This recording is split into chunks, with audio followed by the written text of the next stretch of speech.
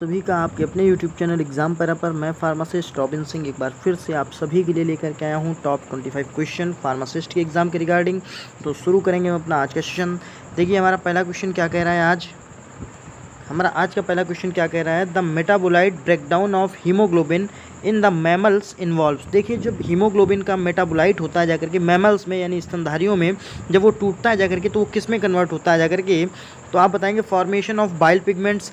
इससे bile pigments हमारा बनता है जाकर के no oxidative cleavage of the porphyrin ring, formation of urobilinogen, ठीक है ना। तो formation of urobilinogen, no oxidative cleavage of the porphyrin ring या फॉर्मेशन ऑफ बाइल पिगमेंट्स, ये तीनों ही चीज़ें हीमोग्लोबिन के ब्रेकडाउन के बाद होती हैं या आप कह सकते हैं मेटाबॉलिज्म के बाद होती हैं जाकर। फिर हम लोग अगले क्वेश्चन की तरफ बढ़ते हैं जाकर के। देखिए हमारा अगला क्वेश्चन क्या कह रहा है the enzymes carbonic anhydrase is markedly inhibited by. जो एंजाइम होता है कार्बोनिक एनहाइड्रेट्स वो कैसे इन्हिबिट होता है जाकर के आप बताएंगे सल्फोनामाइड से, ठीक है। तो सीधे सीधे याद करेंगे the enzymes carbonic anhydrate is markedly inhibited by sulphonamides. फिर हम लोग अगले क्वेश्चन की तरफ बढ़ेंगे जाकर के। देखिए अगला क्वेश्चन क्या कह रहा है हमारा, बहुत ही अच्छा क्वेश्चन है। कह रहा है gigantism and acromegaly are diseases attributed to malfunction of. देखिए कह रहा है गाइगेंटिज्म और एक्रोमेगेली ये जो बीमारियां हैं ये किससे रिलेटेड है, आपको सीधे सीधे बताना है। आप बताएंगे पिट्यूटरी ग्लैंड से। किससे रिलेटेड है? पिट्यूटरी ग्लैंड से रिलेटेड है गाइगेंटिज्म और एक्रोमेगेली, बस इतना ही याद रखना है इसमें। बढ़ेंगे अगले क्वेश्चन की तरफ। देखिए अगला क्वेश्चन क्या कह रहा है देखिए iron in the form of ferritin is stored in the. जो आयरन होता है वो फेरेटिन के फॉर्म में कहाँ पे स्टोर होता है आप बताएंगे बोन मैरो में। Iron in the form of ferritin is stored in the bone marrow. फिर अगले क्वेश्चन की तरफ बढ़ेंगे जाकर क्वेश्चन नंबर 5 क्या कह रहा है जाकर के oral contraceptive exert their effect primarily. जो ओरली हम लोग कंट्रासेप्टिव ले लेते हैं जाकर के, जो क्या नाम प्रेगनेंसी के अगेन जो काम करती हैं जाकर के, जो प्रेग्नेंट नहीं होने देती हैं ऐसी मेडिसिन्स जिससे प्रेगनेंसी नहीं होती जाकर के, तो वो क्या होती है ओरल कंट्रासेप्टिव हो गई जाकर के, ठीक है ना। तो कह रहा है oral contraceptive exert their effect primarily. तो ये प्राइमरली इनका इफेक्ट कहाँ होता है जाकर के आप बताएंगे preventing fertilisation of the egg. तो जो एग होता है उसको फर्टिलाइज ही नहीं होने देती जाकर के, है ना, तो प्रिवेंट कर देती हैं फर्टिलाइजेशन ऑफ द एग। फिर हम लोग ये मैकेनिज्म ऑफ एक्शन है, ये पूछा जाता है एग्जाम में। फिर हम लोग अगले क्वेश्चन की तरफ बढ़ते हैं जाकर देखिए क्या कह रहा है कि present in all connective tissue. देखिए सभी कनेक्टिव टिश्यू में क्या क्या पाया जाता है आप बताएंगे म्यूकॉइड्स होता है, लिपिड्स होता है और एल्ब्यूमिनॉइड्स होता है जाकर के। एल्ब्यूमिनॉइड होता है, लिपिड होता है और म्यूकॉइड होता है जाकर के। हमारा अगला क्वेश्चन क्या कह रहा है जाकर के कि progesterone is derived mainly from. जो प्रोजेस्ट्रॉन है वो कहाँ से मिलता है? कॉर्पस ल्यूटियम, है ना, कॉर्पस ल्यूटम या लूटियम, जो भी आप प्रोनाउंसिएट करना चाहें, अपना अपना प्रोनाउंसिएशन है।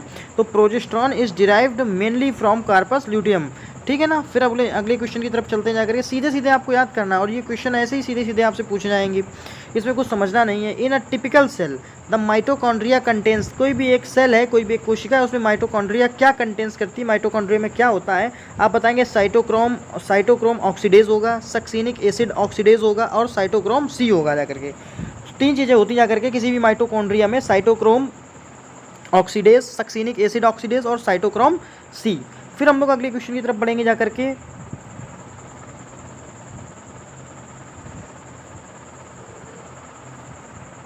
क्या कह रहा है जाकर के? कह रहा है कि the end product of the hydrolysis of glycogen. जब ग्लाइकोजन का हाइड्रोलिसिस होता है तो उसका एंड प्रोडक्ट क्या होता है? जैसे कि जो ग्लाइकोजन हमारा है इसका जब हम लोग हाइड्रोलिसिस कर देंगे तो लास्ट में क्या बनेगा जाकर के आप बताएंगे ग्लूकोज बनेगा जाकर के, ठीक है ना।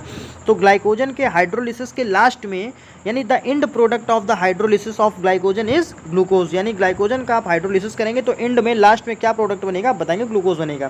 फिर हमारा अगला क्वेश्चन क्या कह रहा है, क्वेश्चन नंबर 10 कह रहा है an excess of nitrogenous waste in the blood causes azotemia. तो कह रहा है an excess of nitrogenous waste, body के अंदर जो भी नाइट्रोजनस वेस्ट होता है जैसे अमोनिया, ठीक है ना, यूरिया, यूरिक एसिड, इस तरीके के जो भी नाइट्रोजनस वेस्ट जो होते हैं जाकर के वो ब्लड में क्या कर सकते हैं जाकर के, अगर एक्सेस यानी ज़्यादा मात्रा में ब्लड में पहुंच गया नाइट्रोजनस वेस्ट तो ये क्या कर देगा एजोटीमिया, ठीक है ना, एजोटीमिया। फिर हम लोग अगले क्वेश्चन पे चलेंगे जाकर के। सीधे सीधे याद करना है आप लोगों को ये सारी चीज़ें। कह रहा है इपिनेफ्रिन इज सिंथेसाइज्ड फ्रॉम। जो इपिनेफ्रिन है इसका दूसरा नाम क्या है? एड्रीनलीन, है ना, एड्रीनलीन। इपिनेफ्रिन का दूसरा नाम क्या है? एड्रीनलीन। तो ये कह रहा है कि epinephrine is synthesised from tyrosine. Epinephrine जो है वो हमारा कहाँ से मिलता है, टायरोसिन से मिलता है जाकर के। फिर हम लोग अगले क्वेश्चन की चलेंगे, epinephrine is synthesised from tyrosine. हमारा अगला क्वेश्चन क्या कह रहा है, एक कंपाउंड ऑफ कोएंजाइम ए। ये देखिए क्वेश्चन बहुत बार पूछा गया है, एक a compound of coenzyme A, तो बताना है पेंटोथेनिक एसिड। पेंटोथेनिक एसिड वैसे विटामिन B5P होता है और ये कोएंजाइम की तरह काम करता है। फिर हम लोग अगले क्वेश्चन की तरफ चलेंगे। क्वेश्चन नंबर 13 क्या कह रहा है, कह रहा है conversion of ammonia to a sugar, conversion of amino acid, conversion of amino acid to a sugar is, ठीक है, तो इसको कहते हैं ग्लूकोनियोजिनेसिस। जब कोई भी अमीनो एसिड जो बॉडी में होता है जिससे हमारा प्रोटीन बनता जा करके, अगर अमीनो एसिड किसी शुगर में कन्वर्ट हो जाए जा करके, ठीक है ना, तो हम लोग क्या कहते हैं, देखिए क्वेश्चन कह रहा है ग्लूकोनियोजिनेसिस, ठीक है ना। फिर हम लोग अगले क्वेश्चन पे चलेंगे जाकर के। अगला क्वेश्चन क्या कह रहा है, not an essential amino acid. इनमें से कौन सा एक एसेंशियल अमीनो एसिड नहीं है, तो आप बताएंगे ग्लूटामाइन या ग्लूटामीन या ग्लूटामाइन जो हमारा अमीनो एसिड है वो एसेंशियल नहीं है, ठीक है ना। एसेंशियल में कौन कौन से आ जाते हैं, देखिए वैसे होते तो 10-10 हैं दोनों में, 10 एसेंशियल होते हैं, 10 नॉन एसेंशियल होते हैं, टोटल होते हैं 20। लेकिन जो मेन एग्जाम के पॉइंट ऑफ व्यू से मेन है वो कौन कौन से, थ्रियोनिन है, ट्रिप्टोफैन है और वैलिन है, ये पूछे गए हैं, ठीक है ना, कि एसेंशियल अमीनो एसिड कौन सा है, तो आप बताएंगे थ्रियोनिन है, ट्रिप्टोफैन है और वैलिन है। लेकिन कौन सा नहीं है, तो ग्लूटामीन नहीं है, ठीक है ना। ग्लूटामिक एसिड से क्वेश्चन बहुत आए हैं, ये क्वेश्चन आपको रट लेना है, बिल्कुल याद कर लेना है। फिर कह रहा है only movable bone of skull. Skull का मतलब होता है ये जो आपके सिर यानी खोपड़ा आपका है ना, ये जो आपका खोपड़ी है, तो खोपड़ी का मतलब हो गया जाकर के स्कल। तो स्कल में एक केवल मूवेबल बोन कौन सी होती है, आप बताएंगे मैंडिबल। मैंडिबल जो है ये आपकी only movable bone of school. जो पूरे आपके सिर में जो बोन्स पाई जाती है उनमें से एक है बोन्स ऐसी है जो मूवेबल होती है, उसको कहते हैं मैंडिबल, ठीक है ना। फिर अगला क्वेश्चन हमारा देखिए क्या कह रहा है जाकर के, कह रहा है the shoulder joint is the type of. देखिए जो शोल्डर जॉइंट होता है वो किस तरीके का जॉइंट होता है, किस तरीके का टाइप होता है, बॉल एंड सॉकेट जॉइंट। जो आपको पता ही है कि बॉल एंड सॉकेट जॉइंट होता है, शोल्डर जॉइंट जो होता है हमारा बॉल एंड सॉकेट जॉइंट होता है। फिर क्वेश्चन नंबर 17 क्या कह रहा है, कह रहा है nephritis is the disease occurs in. Nephritis nephron से बन गया नेफ्राइटिस। नेफ्रॉन वर्ड का मतलब हो गया जाकर के कि बात किडनी की हो रही, किसकी हो रही, किडनी की। अगर कहीं भी नेफ्रो या नेफ्रॉन वर्ड आ जाए तो इसका मतलब किडनी की बात हो रही, ठीक है ना। तो नेफ्राइटिस किसकी डिसीज हो गई जाकर के, किडनी की हो गई जाकर के। फिर हम लोग अगले क्वेश्चन की तरफ बढ़ेंगे जाकर के। क्वेश्चन नंबर 18 क्या कह रहा है, blood is supplied to the heart through. कह रहा है ब्लड जो हार्ट में सप्लाई होती है जाकर के ब्लड की, वो किसके माध्यम से होती है, आप बताएंगे कोरोनरी आर्टरी। तो blood is supplied to the heart, ब्लड की सप्लाई हार्ट में किसके माध्यम से होती है, आप बताएंगे कोरोनरी आर्टरी के माध्यम से होती है। फिर एक क्वेश्चन आपको देखिए, एक बेसिक बात है मैं बता दूं, आर्टरी और वेंस दो चीज़ें होती हैं, आर्टरी और वेंस। तो वेंस में किस तरीका का ब्लड होता है, तो आप बताएंगे वेंस में इम्प्योर ब्लड होता है या डीऑक्सीजनेटेड ब्लड होता है जाकर के, ठीक है ना। और आर्टरी में कैसा ब्लड होता है, आप बताएंगे ऑक्सीजनेटेड या प्योर ब्लड होता है जाकर के। तो जो कोरोनरी आर्टरी होती है, देखा जाए तो जो कोरोनरी आर्टरी होती है इसमें हमारा इम्प्योर ब्लड होता है, ये एक एक्सेप्शन होता है आर्टरी में। और इधर कोरोनरी वेंस होती हैं जाकर के, तो जो कोरोनरी वेंस है ये इसमें प्योर ब्लड पाया जाता है। तो ये थोड़ा सा अंतर है कि किस वेन में प्योर ब्लड पाया जाता है, कोरोनरी वेन में, और किस आर्टरी में प्योर ब्लड होता है, इम्प्योर ब्लड होता है, तो कोरोनरी आर्टरी में इम्प्योर ब्लड होता है। वैसे ओवरऑल क्या होता है कि आर्टरी में प्योर ब्लड होता है और वेंस में इम्प्योर ब्लड होता है जाकर के, ठीक है। अब हम लोग अगले क्वेश्चन की तरफ बढ़ेंगे। क्वेश्चन नंबर 19 क्या कह रहा है जाकर के, कह रहा है megaloblastic anaemia occurs due to. जो मेगालोब्लास्टिक एनीमिया है वो कब होती है जाकर के, तो आप बताएंगे डिफिशियंसी ऑफ विटामिन B12। जब भी साइनोकोबालामिन की डिफिशियंसी हो जाएगी जाकर के तो मेगालोब्लास्टिक एनीमिया हो जाएगी जाकर के। तो सीधे सीधे याद करना है कि megaloblastic anaemia occurs due to deficiency of vitamin B12, जिसको हम लोग कहते हैं साइनोकोबालामिन। फिर हम लोग अगले क्वेश्चन की तरफ बढ़ेंगे जाकर के। क्वेश्चन नंबर 20 क्या कह रहा है जाकर के, कह रहा है axon and dendrite are the part of. तो आपको बताना है न्यूरॉन। सीधे सीधे आंसर करना, कह रहा है एक्सॉन और डेंड्राइट जो होते हैं जाकर के ये किसके पार्ट होते हैं जाकर के, तो आपको बताना है एक्सॉन और डेंड्राइट ये न्यूरॉन सेल के पार्ट होते हैं जाकर के, न्यूरॉन सेल या नर्व सेल के पार्ट होते हैं जाकर के, ठीक है ना। बढ़ेंगे हम लोग अपने अगले क्वेश्चन की तरफ। देखिए हमारा अगला क्वेश्चन कह रहा है mast cell are responsible for the release of. देखिए मास्ट सेल वैसे क्या रिलीज करता है, हिस्टामिन रिलीज करता है, ठीक है ना, हिस्टामिन। और हिस्टामिन जो होता है वो एलर्जिकल रिएक्शन के लिए रिस्पॉन्सिबल होता है, एलर्जी के लिए रिस्पॉन्सिबल होता है। मास्ट सेल रिलीज़ करता है हिस्टामिन, और हिस्टामिन एलर्जी के लिए रिस्पॉन्सिबल होता है। लेकिन मास्ट सेल जो है, मास्ट सेल हिस्टामिन के अलावा भी क्या रिलीज़ करता है, तो आप बताएंगे सीरोटोनिन। तो सीरोटोनिन का सिक्रीशन कौन करता है, आप बताएंगे मास्ट सेल, ठीक है ना। फिर हम लोग अगले क्वेश्चन की तरफ बढ़ेंगे।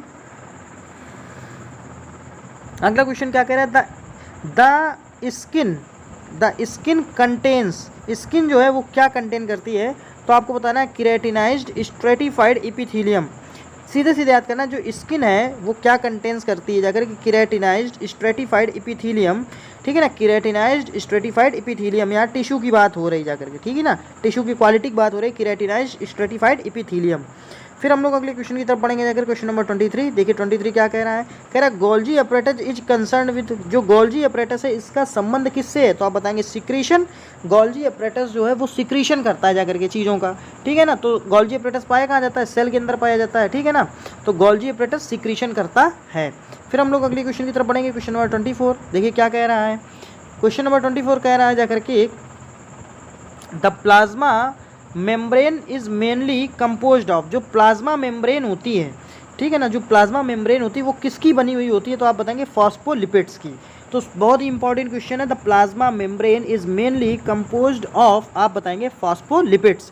Plasma membrane is mainly composed of phospholipids. देखिए हमारा आज का लास्ट क्वेश्चन है 25 नंबर ऑफ क्वेश्चन। क्या कह रहा है, रिंग प्रेजेंट इन सल्फा डायाजीन, जो सल्फा डायाजीन है इसमें कौन सी रिंग पाई जाती है, आप बताएंगे पायरीमिडीन।